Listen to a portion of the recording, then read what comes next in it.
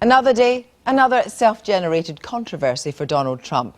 This time, a man who's spending millions of his own money in his bid to be US president, but no need on a big publicity budget, has withdrawn his proposal made just hours ago that women who have abortions should face some form of punishment if abortion was illegal.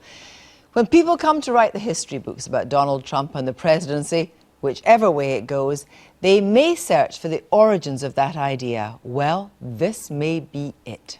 As you know, we've inherited quite a budget crunch from President Trump. How bad is it, Secretary Van Houten? We're broke. The country is broke? How can that be? Well, remember when the last administration decided to invest in our nation's children? Big mistake. Well, that was an episode of The Simpsons from the year 2000. The writer of that episode, Dan Greeny, said he wrote it because it was a vision of America going insane. He joins us now from LA. Dan Greeny, this is all you're doing then? Oh, well, now I understand why my boss let me come on this interview. Because, so I'm the patsy, I'm the fall guy. Now I get it. You're the one that set Donald Trump on his path. No. If you like something in the script, I wrote it. But if you don't, well, it's a very collaborative process. There's a lot of people that are involved. The ultimate showrunner has the final say. So, it's a team sport. But tell me, did Donald Trump, to your knowledge, ever see or comment on that episode of The Simpsons? I don't think he's ever commented on it, and I certainly don't know if he's seen it. Yeah. Do you think that people laughed at Donald Trump for too long?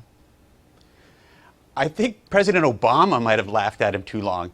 It seemed to me like at that roast about 2 years ago when Obama was zinging him that Trump got really steamed, and if there was a inception moment, I would say that might have been it.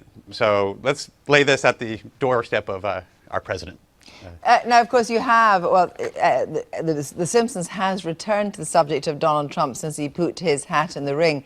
But I wonder, as a comedy writer and a producer, Donald Trump himself is such a controversialist that actually, is it quite hard as a comedy writer to best that?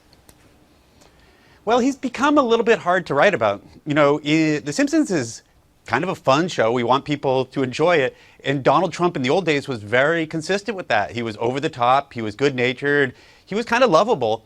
And so you could have fun with him. And even up to his announcement, you know, where he's going down the escalator in this strange tableau, you know, it was an effect. We were able to have an affectionate, good-natured time with him. Then he started talking.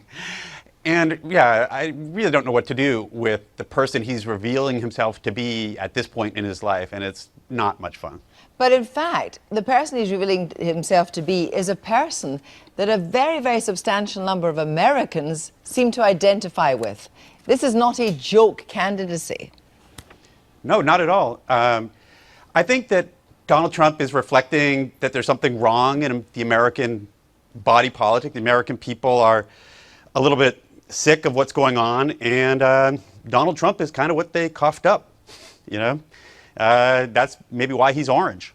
Well, yeah. The Simpsons has a kind of track record of predicting things that might happen and so forth, and I wonder if you have any plans to return to that Trump character or actually to allude to Trump in some way in the run-up to November. Well, you know, the show said that there was a President Trump. We didn't say there was a President Donald Trump. So it's entirely possible that we're talking about a future Trump presidency of perhaps a more reasonable and grounded Trump, such as Ivanka or Melania, which might not be quite the catastrophe that a Donald Trump presidency would be. On the basis that America likes dynasties. He fails, and they pick up the mantle later on. So is this something that has been discussed in script meetings? The idea that actually Ivanka you might put forward as a possible Trump presidential candidate? It hasn't come up. I think we're a little hesitant to wade in any deeper in this subject. Also, our production schedule really doesn't enable us to get an episode out before he loses the election. But you know, we talk about it in the room, and maybe we'll do another, you know, short promo or something like that. But Yeah, I wouldn't rule out a Trump presidency, but I think a Donald Trump presidency is very unlikely. So you're saying that he's going to lose the presidency in your view, but as you say, The Simpsons is a show that turns up surprises. Yeah, I could be wrong. I'm wrong a lot. So, and maybe he pulls it out, but right now the math doesn't look good for him. And so if we go on the assumption that the show was right, I'm just allowing for the possibility that it's a different Trump that gets elected, a kinder, gentler, smarter Trump. Ivanka. Vote Ivanka. Vote Ivanka.